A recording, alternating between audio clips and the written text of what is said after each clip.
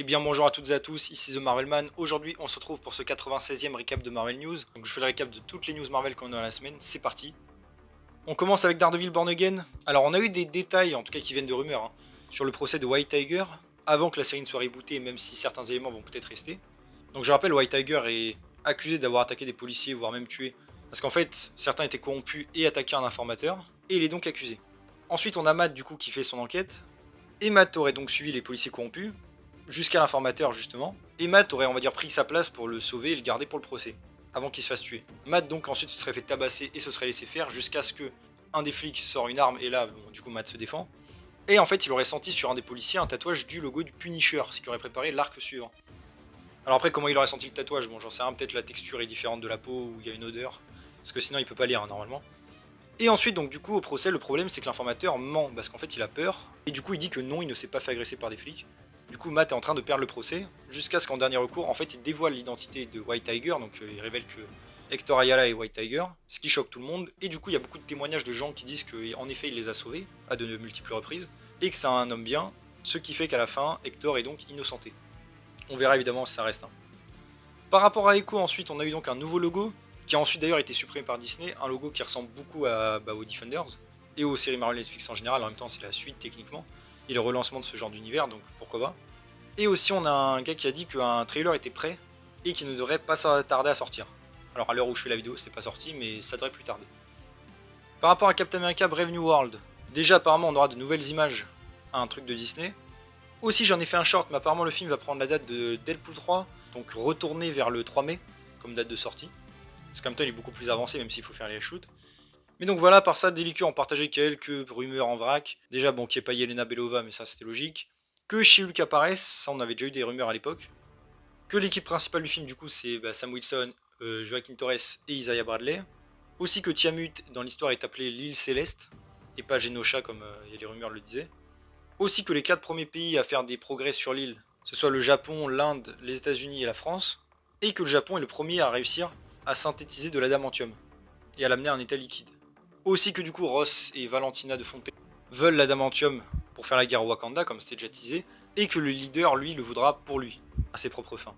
Aussi que le leader d'ailleurs soit fait en effet pratique et apparemment soit très bien fait, donc pas de CGI. Aussi qu'apparemment le réalisateur s'est beaucoup inspiré de la scène de couloir de Daredevil saison 1, qu'on aura donc des scènes qui rendent hommage à cette scène, ce qui peut être très cool, hein, c'est une des meilleures scènes d'action du MCU je trouve. Aussi qu'il y aura des combats aériens évidemment avec les deux, vu qu'ils ont des ailes, c'est logique. Aussi que par rapport au personnage de Sabra, du coup le personnage va pas vraiment être comme dans les comics, c'est une version très modernisée, elle va mentionner son pays qu'une fois. Et même en niveau tenue, elle aura une tenue tactique qui ressemble légèrement à son costume des comics, mais voilà. Apparemment aussi dans le film on aura pas mal de choses, style tentative d'assassinat, complot politique, avec beaucoup de rebondissements. Par rapport à Falcon et The Winter Soldier aussi on a eu quelques anecdotes. Déjà le tournage à Porto Rico était annulé en 2019 avec un tremblement de terre, et ensuite à Prague en 2020 à cause du Covid. Ce qui a donc pas mal changé l'intrigue, et à la base, comme on l'avait déjà su, les héros devaient en fait arrêter une propagation de virus, et c'est pour ça du coup qu'ils l'ont pas fait. Par rapport à l'incroyable Hulk aussi, on a eu quelques détails, dans le livre là fait sur Marvel Studios. Déjà au niveau de la technologie, ils en avaient utilisé une nouvelle, où au lieu d'utiliser des costumes de motion capture, en fait on les aspergeait de poussière, qui faisait plein de points brillants, ce qui rendait beaucoup plus facile en fait pour les artistes VFX de faire les effets spéciaux. Ce qui permettait aussi d'extrêmement bien détailler les expressions par exemple au niveau des yeux, les muscles, tous les micro-mouvements en fait, même les doigts. Et c'est pour ça aussi que c'était très bien fait. D'ailleurs, je sais pas pourquoi ils le font plus maintenant. Et aussi qu'apparemment Edward Norton n'était pas très chaud, d'après un des gars justement qui faisait la motion capture, que de faire Hulk. En tout cas, ça l'intéresse pas vraiment de faire la motion capture. Et il préfère se concentrer sur Banner, ce qui en vrai est compréhensible. Et je rappelle quand même qu'il apportait beaucoup de choses au film. Et que par exemple, à l'inverse, Tim Ross aimait beaucoup lui faire la motion capture. Pour Ironheart aussi, j'en ai fait un short. On a eu donc un leak plus ou moins de merchandising. On peut voir son armure finale, qui ressemble donc à un mix entre celle des comics et celle de la fin de Black Panther 2. Ensuite, par rapport au Daughter of Liberty, un projet dont on avait déjà parlé à l'époque, il y avait des rumeurs. Un leaker a reteasé du coup que le projet arrivait, avec tous les persos qu'on voit sur la photo. Et un leaker a dit que d'ici 2025, tous les personnages auront été introduits, que ce soit dans le MCU ou dans le truc de Sony, leur univers là de Spider-Man. Alors bon, ok, mais ça me paraît étonnant, par exemple Jessica Drew ou la fille de Yinsen qui est dans la Modern Patriot, franchement je les vois pas arriver. Pour Loki saison 2, comme d'habitude, des détails, donc évidemment il y aura du spoil. Déjà dans l'épisode 2, la scène entre X5 et Mobius dans le McDo a été improvisée. Aussi, ils ont envisagé à l'époque de la saison 1 qu'en fait celui qui demeure était un variant de Loki. Et vu que le thème c'était s'affronter soi-même, ça aurait été logique. Bon, au final, je suis content qu'ils abandonnent l'idée quand même. Même eux, ils trouvaient que du coup ça ferait que l'univers est beaucoup trop petit. Aussi, le réalisateur a dit qu'on n'avait pas encore vu le Kang définitif, et que quelqu'un va sortir de l'ombre. Un des leakers redit que c'est le Beyonder, mais pareil, il y avait déjà eu des rumeurs. Aussi par rapport à Balder, dans le dernier épisode, ils ont dit que c'était dû à Doctor Strange 2, qu'ils avaient fait ce petit easter egg, et qu'ils ne l'auraient pas fait sinon. Et c'était justement une blague pour montrer qu'il avait été oublié. Alors pareil, hein, moi j'en ai parlé dans ma review, je suis pas fan de l'easter egg puisque la continuité en prend encore un coup, mais ok.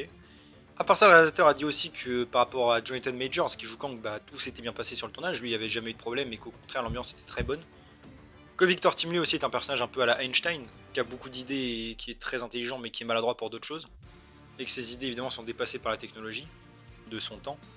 Aussi le réalisateur a parlé donc de Miss Minute, en disant que c'est bien sa conscience qui lui fait naître le désir d'avoir un corps, et qu'on en verra plus du coup de son plan, et que le personnage en général quand elle est rejetée elle déraille.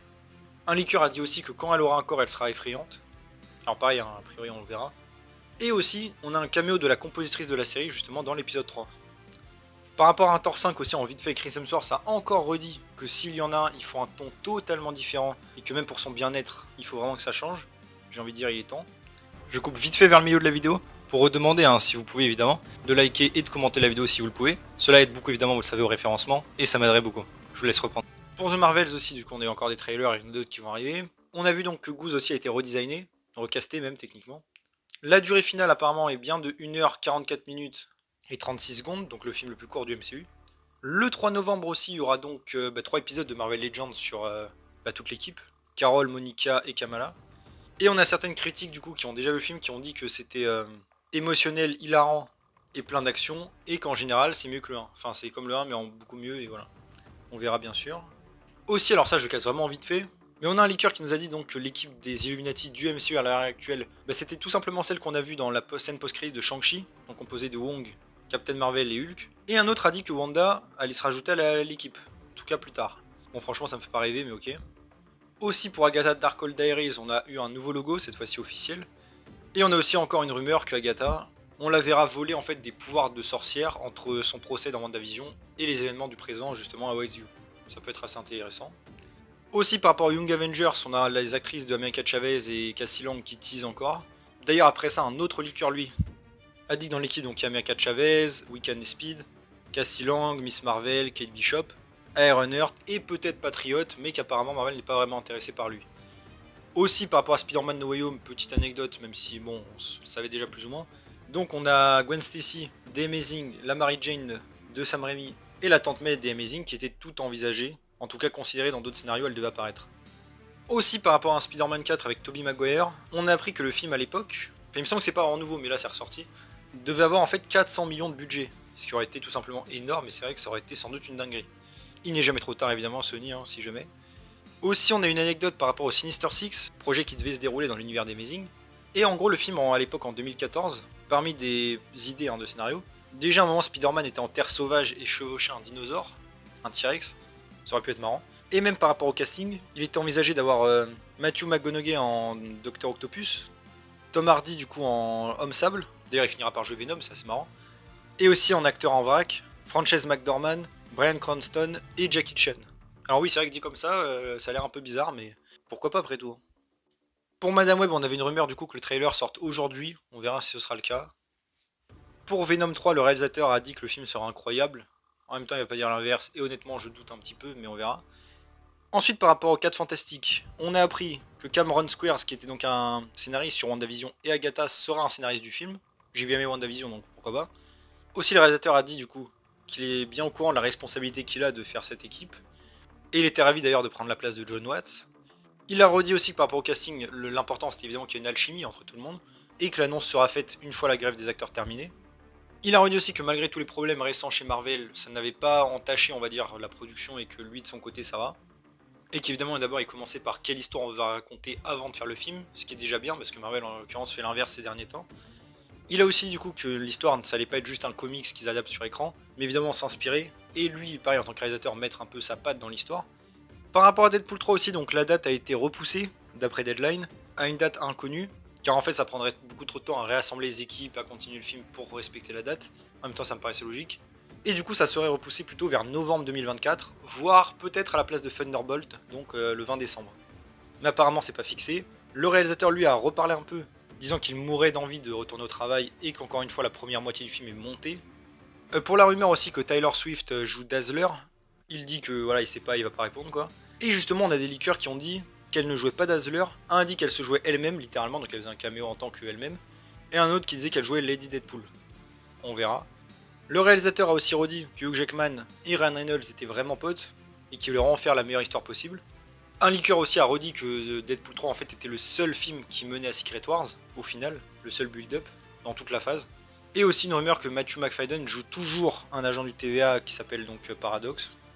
Aussi par rapport au futur du MCU, on a appris dans le livre de Marvel Studios qu'en fait Kevin Feige avait relégué les séries à des gens de confiance et que lui était vraiment pas beaucoup investi. Donc c'était du coup moins galère de faire des rapports, tout ça, pour les équipes, mais qu'en contrepartie, on a vu que la qualité en a pris un coup. Donc ça, je suppose évidemment que ça va changer. Et on a aussi Matthew Vaughn qui a donc réalisé un des X-Men, qui a dit qu'à l'heure actuelle, pareil, Marvel devrait faire plus de bons films et pas beaucoup de films, et que ça ressemble à des jeux vidéo, là, avec tous les effets spéciaux. Pareil, on peut pas vraiment lui donner tort. Aussi, par rapport à des acteurs dans le MCU, on a Daniel Radcliffe qui redit qu'il ne va pas jouer Wolverine. Alors, la dernière nouvelle, c'est qu'il fasse un cameo dans Deadpool 3, mais pas plus. Et aussi, par rapport à de nouveaux réalisateurs, dans le MCU, on a Raj et Deka qui sont en fait des réalisateurs indiens, qui ont aussi travaillé avec les frères Russo.